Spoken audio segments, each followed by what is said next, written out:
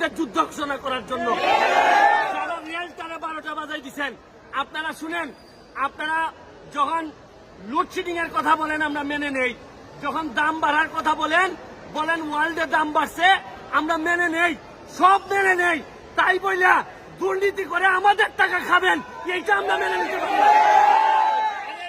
আজকে তো এই রনি দাঁড়াইছে, এই রনি মনে রাখছেন, এই রনি হচ্ছে কি একটা প্রতিনিধি।